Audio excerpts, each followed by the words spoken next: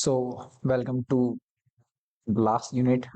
I hope कि you all are doing very good, right? So, अभी हम शुरू करेंगे हमारा topic estimation of consumption function. So, today we are starting the estimation of consumption function. So consumption function को estimate करने से पहले we have to know about what is the consumption function. So consumption function क्या है? Consumption function का मतलब है C is a function of Y. Means consumption is a function of Y. Y क्या है यहाँ पे? वाई हमारा डिस्पोजेबल इनकम. डिस्पोजेबल इनकम का मतलब the income after taxes, that are the disposable income. So consumption depend करता है the kind of the income we have after paying the taxes. Okay, so this is the dependent variable we have, and income is the independent variable we have. Okay, so now consumption function बनाने के बाद हमें बनाना होता है consumption line क्या होगा. सो consumption line में जो कंजम्पशन को आप लेफ्ट साइड रखेंगे डिपेंडेंट वेरिएबल को इक्वेशन के, एंड राइट साइड में आप लेंगे a प्लस में बी वाई. अब c यहां पे है कंजम्पशन, y यहां पे है डिस्पोजेबल इनकम, ए की जो वैल्यू है ये है हमारे पास the constant, or we can say the kind of consumption that we have to do if we have zero income with us. So that is the constant value that we have. And यहाँ पे जो b है इसको हम बोलते हैं the regression coefficient. Beta coefficient भी इसको बोल देते हैं, या फिर इसको हम इलास्टिसिटी भी बोल देते हैं. सो इलास्टिसिटी का मतलब है कि beta is equal to change in C due to change in Y.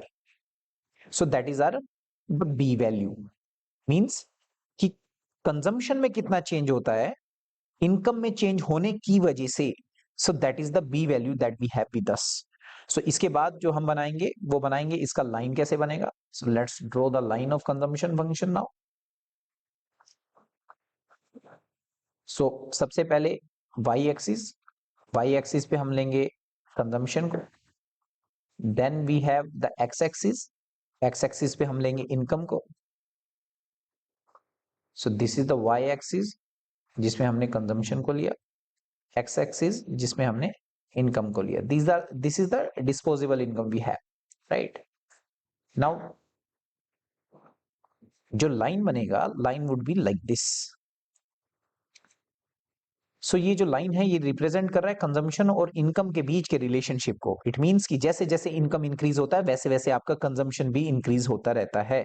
So this line is stating that fact. Okay, अब डिफरेंट अगर हम एरियाज को देखें तो ये जो एरिया होगा ये है हमारा A, means the constant.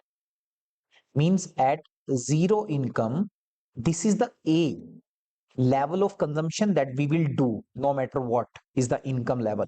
Okay, so ये independent of the income है, कांस्टेंट वैल्यू है जो कि मिनिमम सस्टेनेबल कंजम्पशन की अगर हम बात करते हैं कि सस्टेन रहने के लिए, जिंदा रहने के लिए कुछ मिनिमम लेवल ऑफ कंजम्पशन तो कम से कम हमें करना ही पड़ेगा.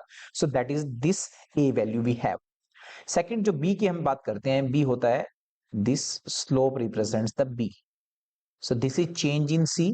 देखो यहां से लेकर यहां तक हमारे कंजम्पशन में कितना चेंज आ रहा है, लेकिन किसकी चेंज होने की वजह से, इनकम में चेंज होने की वजह से.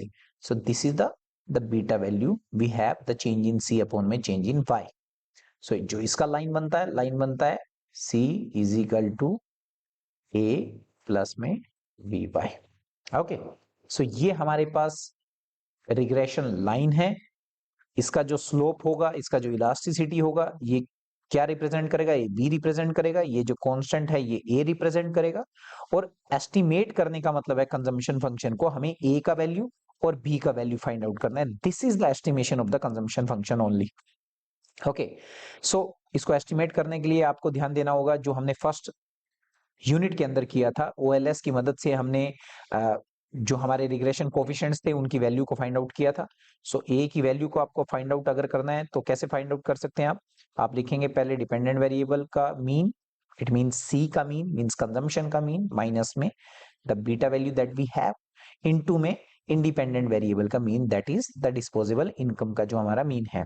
ओके, सो ऐसे आप ए का वैल्यू फाइंड आउट कर सकते हैं, इस कांस्टेंट का वैल्यू फाइंड आउट कर सकते हैं। Now we don't know about this B, what should be the value of this B. So इसको एस्टिमेट करने के लिए you need to do what, इसका वैल्यू कैसे निकलता है, सबसे पहले ये देखो इस बी को लिखा कैसे जाता है, इसको लिखा जाता है B C Y. It means C जो है ये आपका डिपेंडेंट वेरिएबल और वाई जो है वो आपका इंडिपेंडेंट वेरिएबल। इसका जो वैल्यू निकलेगा वो ये एन इंटू में सिग्मा सी वाई माइनस में सिग्मा सी इंटू में सिग्मा वाई अपॉन में एन सिग्मा वाई का स्क्वायर माइनस सिग्मा वाई का होल स्क्वायर। ओके, सो ऐसे आप वैल्यू जो है इस बीटा कोफिशिएंट की भी निकाल सकते हैं।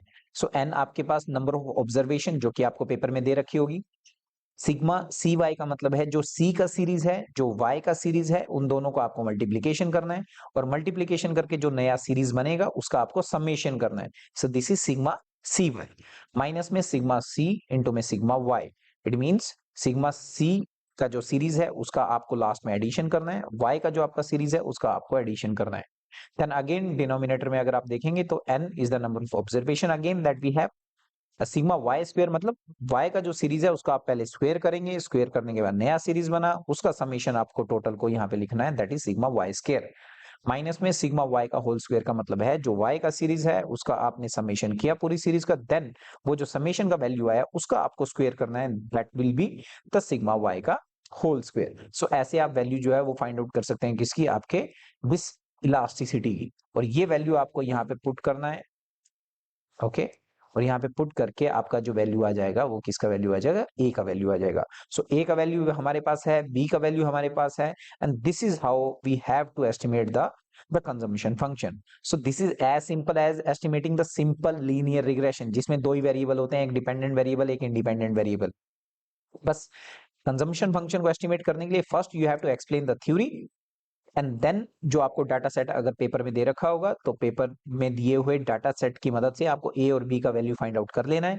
अगर पेपर में आपको डाटा सेट प्रोवाइडेड नहीं है, सिर्फ कंजम्पशन फंक्शन को एस्टिमेट करने के लिए पूछ रखा है, so these 2 pages will estimate your consumption function as well. पहले थ्योरी को डिफाइन करो, देन प्रैक्टिकल बेसिस पे ये जो फॉर्मूलाज मैंने आपके सामने अभी शेयर किए हैं इसको आपने वहां पे मेंशन अपने पेपर में कर देना है, and that will be all for estimating the consumption function. I hope कि आपको समझ आया होगा।